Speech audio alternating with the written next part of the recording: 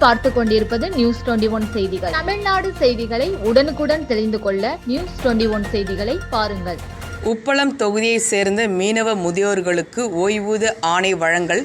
வாம்பகீரபாளையம் மீனவ கிராமத்தை சேர்ந்த 85க்கும் மேற்பட்டோருக்கு அனிபால் கென்னடி அவர்கள் வழங்கினார். புதுச்சேரி மீன்வளம் மற்றும் மீன்வளத்துறை சார்பில் உப்பளம் தொகுதிக்குட்பட்ட வாம்பகீரபாளையம் மீனவ கிராமங்களை சேர்ந்த மீனவ சமுதாய முதியோர்களுக்கு ஓய்வூதியம் வழங்கும் நிகழ்ச்சி திமுக உப்பளம் தொகுதி சட்டமன்ற அலுவலகத்தில் நடைபெற்றது.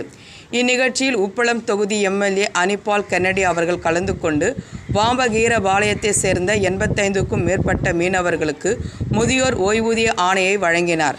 நிகழ்வில் நலத்துறை அதிகாரிகள், மீனவ கிராம பஞ்சாயத்தார், கழக நிர்வாகிகள் மற்றும் பொதுமக்கள் கலந்து கொண்டு நிகழ்ச்சியை சிறப்பித்தனர்.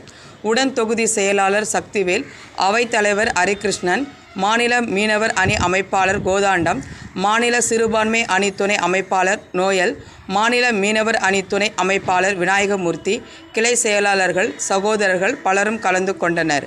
நியூஸ் 21 செய்திகளுக்காக புதுச்சேரி செய்தியாளர் முருகானந்தம்.